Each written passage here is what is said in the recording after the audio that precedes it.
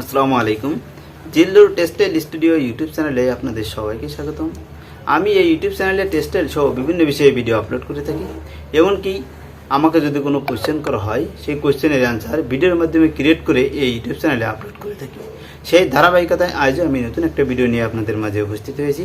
আজকের ভিডিওতে আমি আপনাদের সামনে শেয়ার করব গার্মেন্ট যে টেক্সটাইলে ওয়াশিং ডিপার্টমেন্ট আছে, ওয়াশিং ডিপার্টমেন্টের স্যালারি রেঞ্জটা কেমন। আমাকে কোশ্চেন করা হয়েছে সাধারণত ওয়াশিং ডিপার্টমেন্টের স্যালারি কেমন হয়ে থাকে।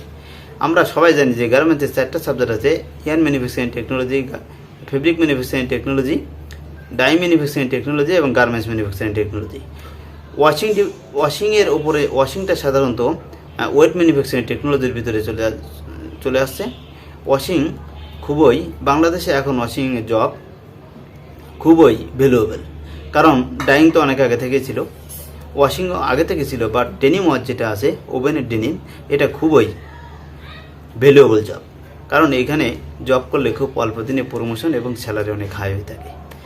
এখানে বিএসসি টেক্সটাইল ইঞ্জিনিয়ারিং আগে খুবই কম যেত, ডিপ্লোমা যারা ছিল তারাই এখানে আগে বেশি জব করতো, বাট এখন বিএসসি টেক্সটাইল ইঞ্জিনিয়ারিং করা অনেক স্টুডেন্ট এখানে অলরেডি জয়েন করে ফেলেছে এবং এখন থেকে এই সেক্টরগুলো এই ওয়াশিং ডিপার্টমেন্টগুলোতে টেক্সটাইল ইঞ্জিনিয়ারিং বেশি জয়েন করার চেষ্টা করছে। তার কারণ এখানে জব স্যালারি অনেক বেশি হয়ে থাকে। জব স্যালারি বেশি হওয়ারও কারণ আছে, কারণ এটা সম্পূর্ণ কাজটা নিজে হাতে করতে হয় এবং এখানে পরিশ্রমটা আপনাকে নিজে করতে হবে। কারণ আপনি যদি মনে করুন যে এখানে মেশিন দিয়ে করবেন, মেশিনও করবে, বাট আপনাকে অনেক কাজ আপনাকে নিজে করতে হবে পানির ভিতরে। এবং এখানে অফিস টাইম থাকবে 8 ঘন্টা এভাবে 3 শিফটের মাধ্যমে হয়ে থাকে। এছাড়াও অনেক ফ্যাক্টরি আছে 2 শিফটের মাধ্যমে হয়ে থাকে। 3 শিফটের ফ্যাক্টরি খুবই কম, 2 শিফটের হয়ে থাকে। যখন আপনি অফিসার পর্যায়ে জব করবেন তখন আপনি সকাল 8টায় যাচ্ছেন আর রাত 10টা-11টায় আসছেন। দেখা যাচ্ছে আপনি এখানে 14 থেকে 15 ঘন্টা আপনাকে অফিস করতে হচ্ছে। এবং এখানে এনভায়রনমেন্টটা সাধারণত হট হয়ে থাকে, কারণ এটা অনেক মেশিনারিজ থাকে, এখানে অনেক গরম হয়ে থাকে। তারপরেও যে এখানে মানুষ আসার জন্য ট্রাই করছে।